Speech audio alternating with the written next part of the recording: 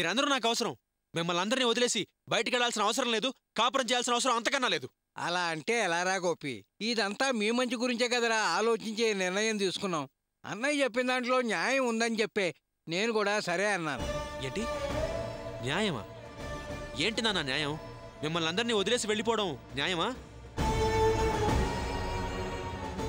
చూడన్నా, మీరందరూ నా ఊపిరి. నేను ఇక్కడి నుంచి వెళ్ళిపోవడం అంటే నా ఊపిరిని ఇక్కడే వదిలేసి వెళ్ళిపోవడం.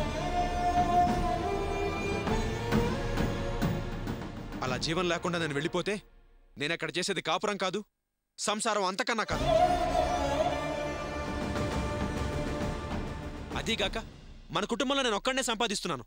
వాసుగాడేమో ఉద్యోగం కోసం ట్రై చేస్తున్నాడు, చెల్లి ఇంకా చదువుకుంటోంది.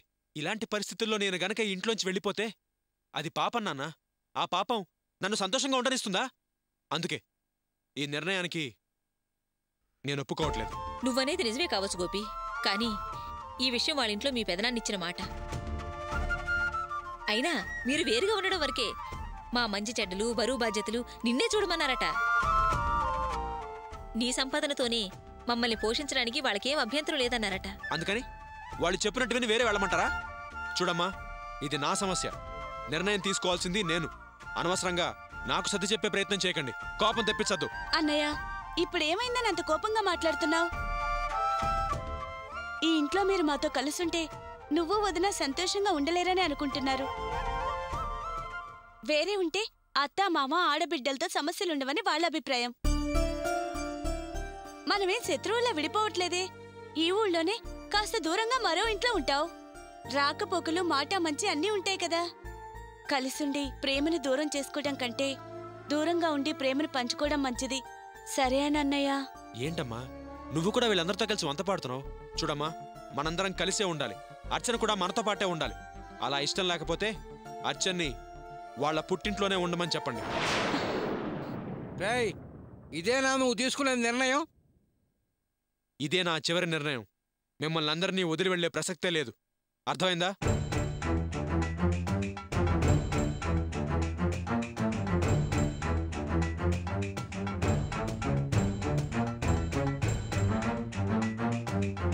రండి, రావాలి రావాలి, రండి త్వరగా రండి. నాన్న, రండి అమ్మా, రండిరా. ఏంటిదంతా? మేమేం చేసినా నీ సంతోషం కోసమే కదరా. నా సంతోషం కోసమా? అసలు మీరేం చేస్తున్నారు? నువ్వు వేరే కాపురం పెట్టనంటున్నావు, అందుకే ఇక మేమే వేరే వెళ్ళిపోతున్నాం. రాణి, ఆగండి. ఏంటి నాన్న ఇదంతా? ఏంటి మీరు చేసే పని? నాకేం అర్థం కావట్లేదు. రేయ్, మా మాట నువ్వు వినవు, నీ మాట మేము వినవు, అందుకే వేరేగా వెళ్ళిపోతున్నాం రా. పదండి, అందరూ ఆగండి, ఒక్క నిమిషం ఆగండి. మనందరం కలిసి ఉండాలనే కదా నా తాపత్రయం. అర్థం చేసుకోరండి. అందుకే కదరా వేరే కాపురం పెట్టమనేది. మా ఏర్పాట్లు మేము చేసుకున్నాం, మేమే వేరుగా వెళ్ళిపోతున్నాం. ఆగండి. సరే, మీ ఇష్ట ప్రకారమే కానిద్దాం. నేను వేరేగా వెళ్ళడమే మీకు ఇష్టమైతే అలాగే చేద్దాం. ప్లీజ్ ముందందరూ లోపలికి వెళ్ళండి. రాణి, రే వాసు, నువ్వు లోపలికి నడు. భాగ్యం, పద.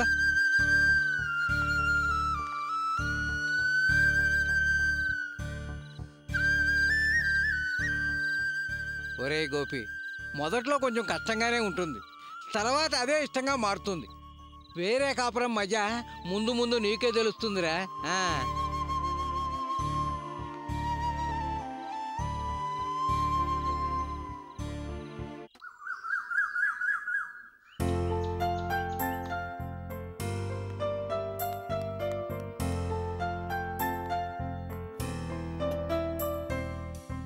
రండి మావయ్య గారు.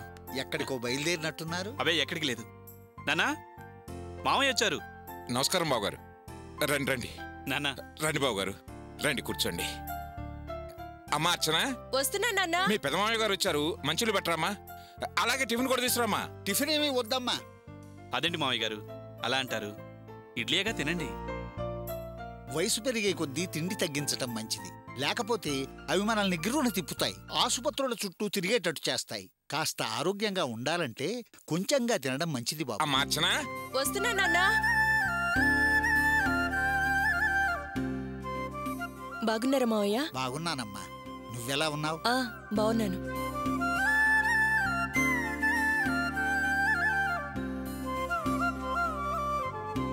అవును, మా వియ్యపురాలెక్కడా కనిపించటం లేదు? అది కోడలు గుడికెళ్ళారండి. ఈ పాటికి రావాలి, వస్తూనే ఉంటారు. అవును, మీరు మీ వాళ్ళతో మాట్లాడారా? ఏమన్నారు? అంతా మంచే జరిగింది, అందుకేగా మళ్ళీ వచ్చాను.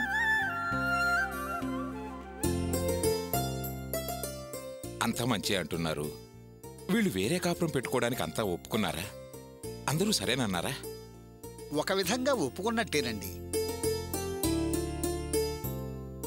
మీరన్న పద్ధతులన్నీ చెప్పాను, అందరూ సరేనన్నారు. వాడు వేరే కాపురం పెట్టడానికి ముందు కాస్త ఇబ్బందిగానే ఫీల్ అయ్యారు, కానీ చివరకు మెత్తబడ్డారు. ఎలాగైతేనే పచ్చజెండా ఊపారు. నా మనసు కాస్త కుదటపడింది బావగారు. చాలా మంచి వార్త చెప్పారు. అవును బావగారు, ఇల్లేమైనా చూశారా? మా ఇంటి దగ్గరే 4 ఏళ్ల అవతల చూశాం. సౌకర్యంగానే ఉంది కదా? పెద్ద ఇల్లేం కాదు, కాకపోతే అన్ని సౌకర్యాలు ఉన్నాయి. వాళ్ళిద్దరికీ చక్కగా సరిపోతుంది. ప్రస్తుతానికి అది చాలు. చాలకపోతే ముందు ముందు అవసరాన్ని బట్టి చూడొచ్చు. అచ్చనా, నువ్వు రెడీగా అమ్మా. అమ్మగారు రాగానే చెప్పి ఆశీర్వచనాలు తీసుకొని బయలుదేరొచ్చు. అలాగే మావయ్య.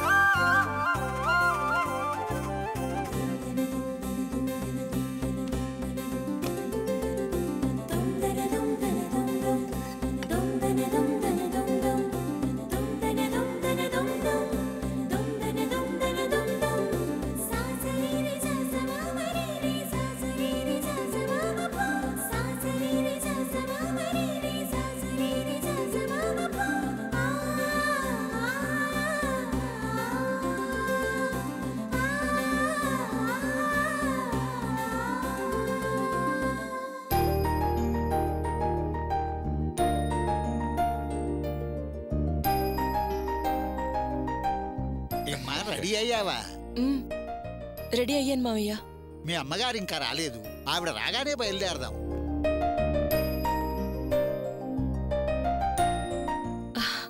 అమ్మా,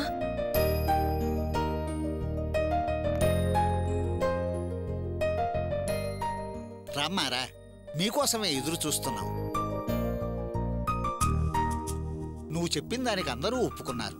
నువ్వు రాగానే చెప్పేసి అచ్చన్ని తీసుకెళదామని కూర్చున్నాను. అచ్చన కూడా రెడీ అయిందమ్మా. అమ్మా అచ్చన, అమ్మ కాళ్ళకి దండం పెట్టి ఆశీర్వచనం తీసుకో, వెంటనే బయలుదేరదాం. ఆగో, ఏంటి దండం పెట్టి బయలుదేరడం? అదెక్కడికి రాదు, నేను దాన్ని ఎక్కడికి పంపించను.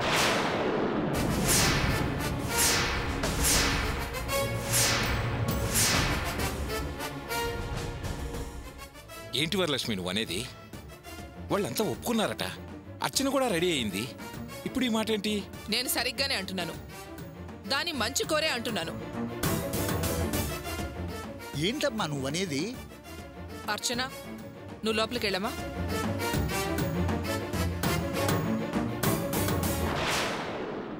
లోపలికి వెళ్ళమ్మా. తప్పుగా అనుకోకు, లోపలికెళ్ళు.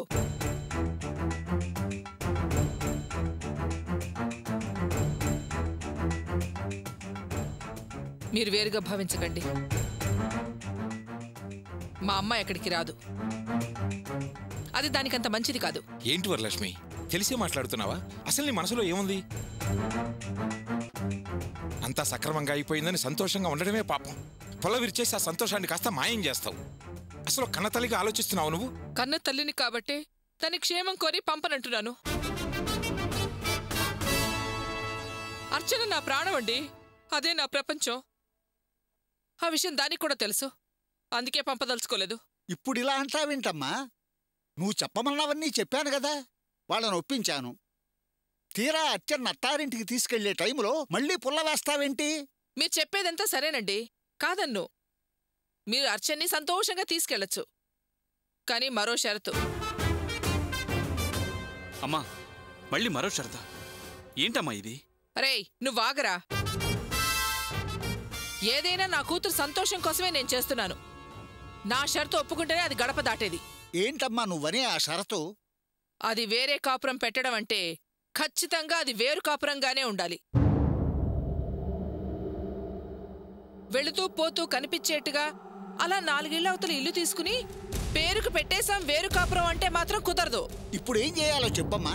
చూడండి, గోపి ఆ ఇల్లు వదిలొచ్చాక ఆ ఇంటితో ఏం సంబంధం ఉండకూడదు. ఆ ఇంటి మీద కాకి ఈ ఇంటి మీద వాలనట్టుగా ఉండాలి. అమ్మ, నాన్న, చెల్లి, తమ్ముడు అంటూ ఓ రావడం పోవడం, రాసుకు పూసుకు తిరగడం అన్నీ ఆపేయాలి. అతని సంపాదన మీద హక్కు అర్చనకే ఉండాలి.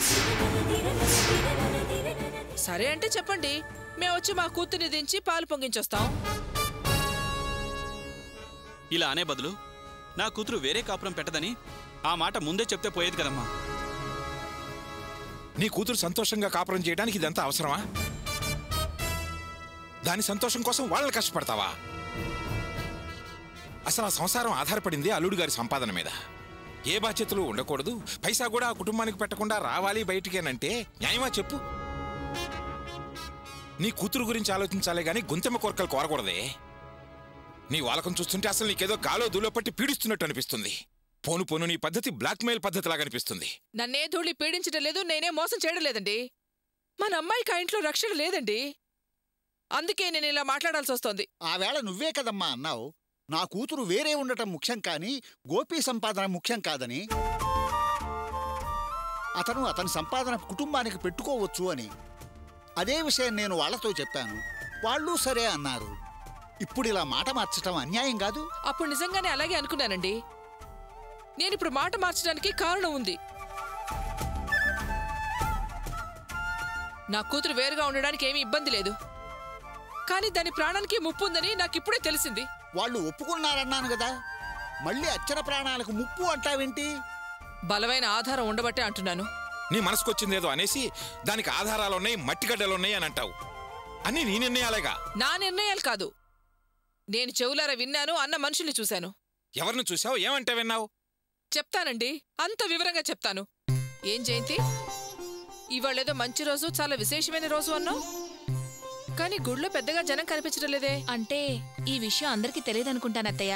అయినా ఇది ఓ రకంగా మంచిదే కదా, హ్యాపీగా దర్శనం అర్చన బాగా జరిగాయి కదా. అవును, అది నిజమే. పద పద బయలుదేరదాం. అదేంటత్తయ్య, కాసేపు కూర్చుని వెళ్దాం. ఎలా జయంతి, అవతల అర్చన్ని తీసుకెళ్ళడానికి ఆ పెద్దాయన వస్తా అన్నారు, త్వరగా వెళ్ళాలి, పద. అత్తయ్య, అర్చన దర్శనం బాగా జరిగాయి, పైగా ఈ రోజు మంచి రోజు కూడా. అంతేకాకుండా గుడికొచ్చి కాసేపు కూర్చుని వెళ్ళడం ఆచారం. కాసేపు కూర్చుని వెళ్దాం అత్తయ్య. సరే పద. పదండి.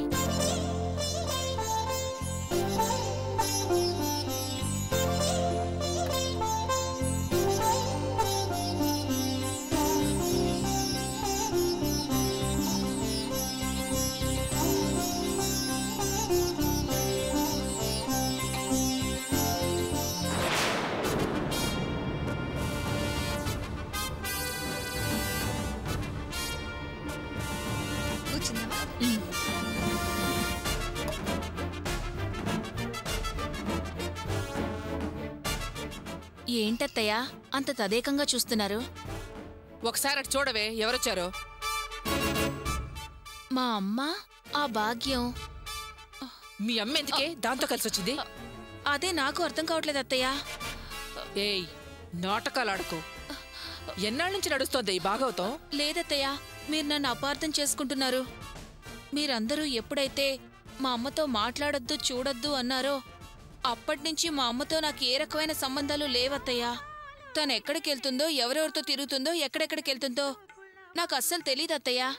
గుడికి వస్తూ వస్తూ దారిలో వీళ్ళిద్దరూ కలిశారేమో. వీళ్ళిద్దరూ కలిశారంటే రాహు కేతువులు కలిసినట్టే. ఎవరి జీవితం నాశనం చేయడానికో అసలే నా కూతురు వేరు కాపురం పెట్టబోతోంది.